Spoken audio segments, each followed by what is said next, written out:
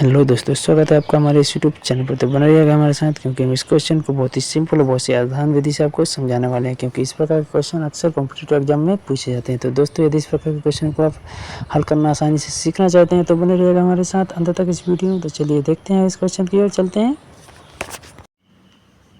Question में दिए गए, एक व्यक्ति ने अपनी आय का 4% दान में दिया तथा शेष का 10% बैंक में जमा किया। अब यदि उसके पास 1080 रुपये हैं तो उसकी आमदनी बताइए।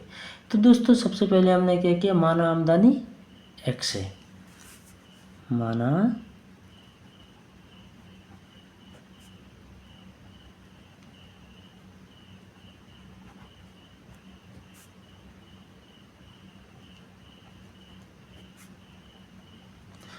आमदनी x रुपये है। तो उसके बाद जो जो दिया गया है इस क्वेश्चन में वो सबसे पहले हमने क्या है नोट कर लेना है। तो हमको क्या दिया गया है, दान में कितना किया, 4% खर्च किया उसने। दान कितना दिया, 4%। 4% उसने दान दिया।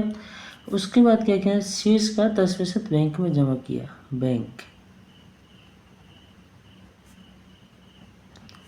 10% यहाँ ब्रैकेट में कर दीजिए शेष का।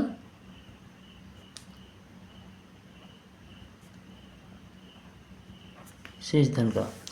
उसके बाद दोस्तों उसने क्या किया, उसके पास टोटली बचे कितने, 1080 रुपये उसके पास बचे। उसके पास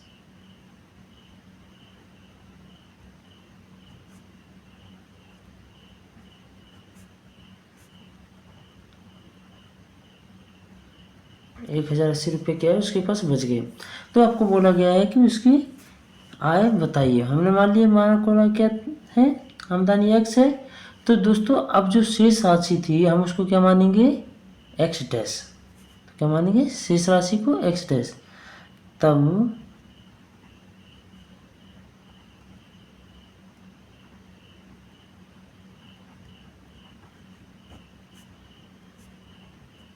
x डैश, शेष राशि को हमने मान लिया x डैश।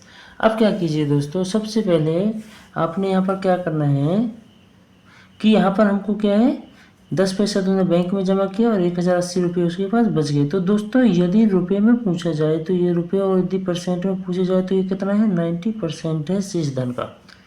कितना है, 90%।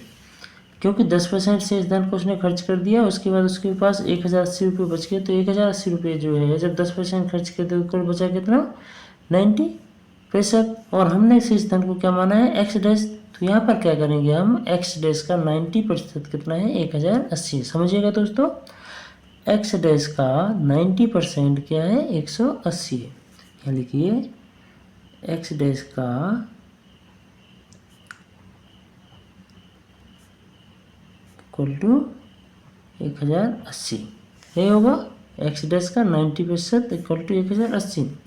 तो यहाँ कीजिए एक्स डैश का मीन्स इंटू 90 डिवाइड बाई 100, ये आएगा इक्वल टू 1080 आ जाएगा दोस्तों। अब 1000 का इसको शून्य से काट दीजिए इसको। यहाँ पर क्या बचेगा, 9x डैश। क्या बचेगा यहाँ पर बच जाएगा हमारा 9x डैश, यही बचेगा।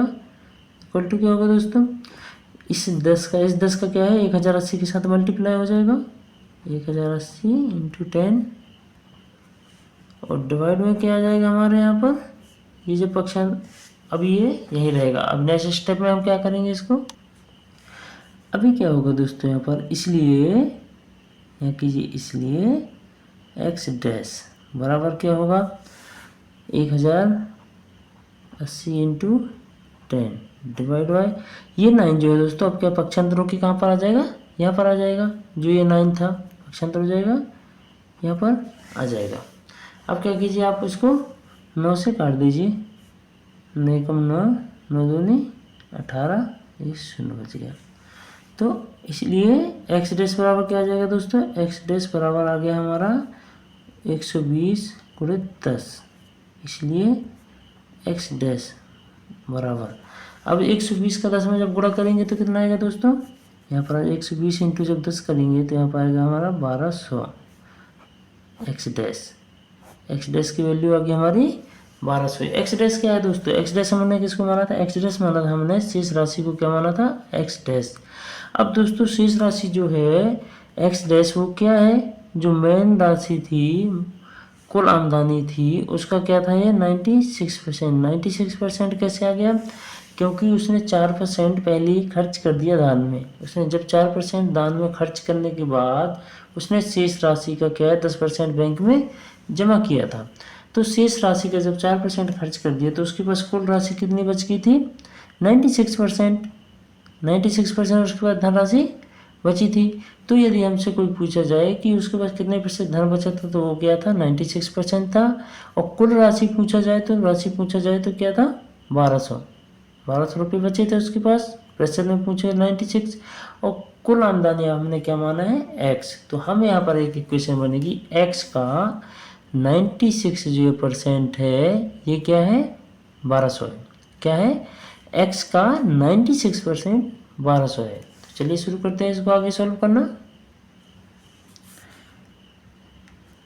x का 96% इक्वल टू क्या है 1200। x जो कुल राशि माना था हमने 96% क्या है 1200 है, इसलिए x इंटू क्या हो जाएगा 96 डिवाइड बाई 100 हो जाएगा यहाँ पर परसेंट का, इक्वल टू 1200।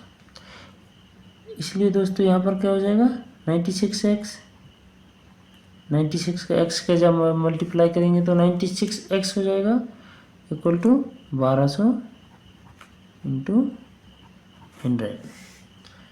अब क्या करना है दोस्तों, यहाँ पर हमने x को यहीं पर रखना है और 96 को पक्षांतर कर देना, तो क्या है 1200 के में बटे में आ जाएगा ना सिस्टम है।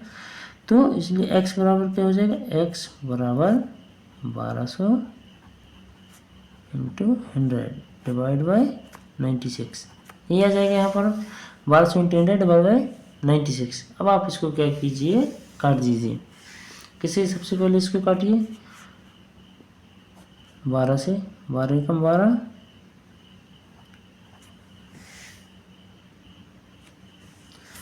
और इसको 12 से काटेंगे तो 12 अट्ठे 96, ये होगा 12 का 12 अट्ठे 96। इसलिए x बराबर क्या आ जाएगा यहाँ पर, इसलिए x बराबर अभी क्या आएगा यहाँ पर, यहाँ कितना बचा था 100, 100 इंटू 100 जो तो क्या हो जाएगा हमारा यहाँ पर 10,000 हो जाएगा डिवाइड बाई 8। अब क्या है 10,000 को हमने 8 से डिवाइड करना है, 8 एकम 8, 2 बज गया, 8 दूनी 16, 4 बचा, 8 पंचे 40, 1 0, कितना हो गया यहाँ पर 1200।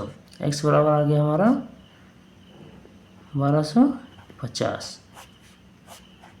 तो दोस्तों हमको पूछा क्या गया था, हमको पूछा गया था कि कुल आमदनी कितनी है, तो हमने कुल आमदनी किसको माना था x को, तो x की वैल्यू कितनी आ गई 1250, मतलब कुल आमदनी उसकी कितनी थी 1250 रुपये थी। ये हमारा क्या है हमने निकाल लिया है। तो दोस्तों इस वीडियो को हमने देखा कि किस प्रकार से हमने बहुत ही सिंपल और आसान तरीके से हमने आपको समझाया। तो चलिए एक बार देख लेते हैं इस प्रकार क्वेश्चन को किस प्रकार से हमने सॉल्व किया था। सबसे पहले क्वेश्चन में दिया गया था, एक व्यक्ति ने अपनी आय का 4% दान दिया था, शेष का 10% बैंक में जमा किया। अब यदि उसके पास 1080 रुपये तो उसकी आय बताइए। हमने सबसे पहले क्या किया था, माना उसकी आय क्या है x रुपये है, दान में कितना दिया था उसने 4%, बैंक में 10% किसका शेष धन का जमा किया था। उसके पास कुल रुपये इतने बचे थे, परसेंट में पूछा जाए तो 90, क्योंकि उसने 10% खर्च कर दिया था तो कुल बचा था 90। तब शेष राशि को हमने क्या माना था एक्स डैश, तो हमने क्या किया था एक्स डैश का 90% क्या है 1080 है, इसलिए एक्स डैश का इसको जब हमने सॉल्व किया तो हमारा क्या माना गया यहाँ पर, इसको जब हम सॉल्व किए तो हमारा मान यहाँ पर आया 1200 रुपये। क्या आया 1200 एक्स डैश, मतलब शेष राशि उसके पास क्या थी 1200 रुपये थी। उसके बाद उसने क्या किया, शेष राशि को हमने क्या किया, हमारे एक्स डैश मालूम हो गया, एक्स डैश क्या था 96% था, मतलब 4% जब उसने बैंक में खर्च किया तो उसके पास राशि कितनी बची थी 96%। अब हमने यहाँ पर एक इक्वेशन बनाया, एक्स का 96% क्या है 1200 रुपये है। तो यहाँ अगले स्टेप में इसको हमने सॉल्व किया कि एक्स का 96% क्या है 1200 रुपये। जब इसको हमने पूरे अच्छी तरह से इसको सॉल्व किया तो हमारा क्या आ गया 1250 रुपये क्या था कुल आमदनी, एक्स माना था हमने, एक्स की वैल्यू हो गई हमारी 1250, तो 12 को थी कुल आमदनी इसकी थी 1250 रुपये। तो दोस्तों इस प्रकार से हम इन क्वेश्चनों को आसानी से सोल्व कर सकते हैं। तो यदि अन्य वीडियो हमारे देख रहे हैं तो हमारी वीडियो को लाइक कीजिए, शेयर कीजिए, ताकि आने वाली वीडियो आपको जल्द से जल्द मिल सके। धन्यवाद।